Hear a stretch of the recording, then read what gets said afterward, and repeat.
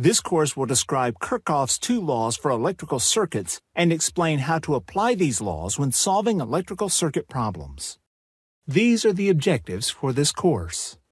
Kirchhoffs' two laws reveal a unique relationship between current, voltage, and resistance in electrical circuits that is vital to performing and understanding electrical circuit analysis.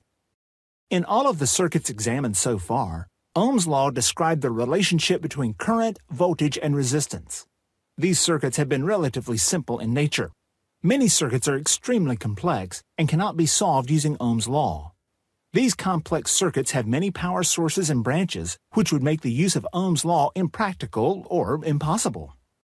In 1845, while studying in Königsberg, German physicist Gustav Kirchhoff developed methods to solve complex circuits. These methods are known as Kirchhoff's laws. Kirchhoff's current law states, the current arriving at any junction point in a circuit is equal to the current leaving that junction. Kirchhoff's voltage law states, the sum of the voltage drops around a closed loop is equal to the sum of the voltage sources of that loop. Kirchhoff's laws may seem obvious based on what you already know about circuit theory. Even though these laws may seem very simple, both laws are powerful tools when used to solve complex and difficult circuits. When looking at a circuit with one load and one source, Kirchhoff's laws can be related to the conservation of energy and potential. Since all of the circuit power provided from the source is consumed by the load, the energy and the charge are conserved. Since voltage and current can be related to energy and charge, then Kirchhoff's laws are only restating the laws which govern energy and charge conservation. Kirchhoff's current law states that, at any junction point in a circuit, the current arriving is equal to the current leaving. Thus, if 15 amperes of current arrive at a junction that has two paths leading away from it, 15 amperes will divide between the two branches, but a total of 15 amperes must leave the junction. You are already familiar with Kirchhoff's current law from parallel circuits, that is, the sum of the branch currents is equal to the total current entering the branches, as well as the total current leaving the branches. It allows finding the current when Ohm's law can't be used. In equation form, Kirchhoff's current law may be expressed as IN minus Iout equals 0, or IN equals Iout. Normally, when solving a problem, Kirchhoff's current law is not used by itself, but is used in conjunction with Kirchhoff's voltage law. Kirchhoff's current law is extremely useful for complex as well as simple circuits. Kirchhoff's voltage law gives the relationship between the voltage drops around any closed loop in a circuit and the voltage sources in that loop. The total of these two quantities is always equal and is represented using the equation shown on this slide. Another way to write this equation is to use the Greek letter sigma, which means the sum of, as shown on this slide.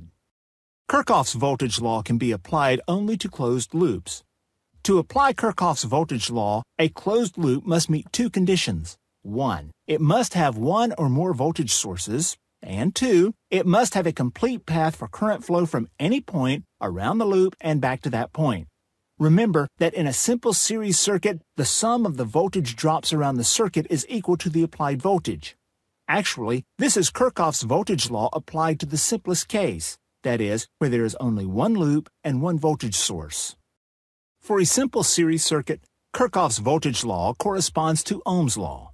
To find the current in a simple series circuit using Kirchhoff's voltage law, apply the equation which states the sum of the circuit voltage sources equals the sum of the circuit voltage drops. For example, given the circuit shown on this slide, find the circuit current flow using Kirchhoff's voltage law. First, substitute in the known values for the voltage source and the individual load voltage drops. Next, simplify the equation and then solve the equation for the current term. Now, solve the equation. In this example, the circuit current flow is 2.667 amperes. In the previous example, the direction of current flow was known before solving the problem, since there was only one voltage source. However, when a circuit contains more than one voltage source, the direction of current flow may or may not be known.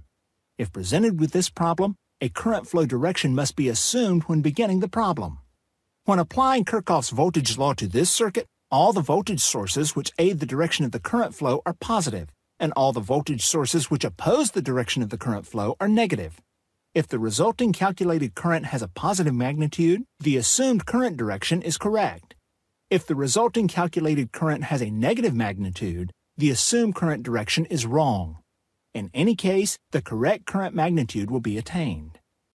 For example, find the circuit current for the series circuit shown in the diagram on this slide.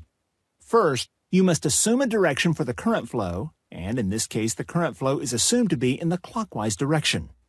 Notice for the assumed current flow direction, the 50-volt battery is aiding the current flow while the 70-volt battery is opposing the current flow.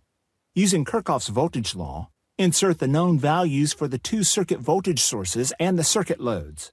Be sure to maintain the correct relationship to the assumed current flow direction when entering the voltage source and the load values.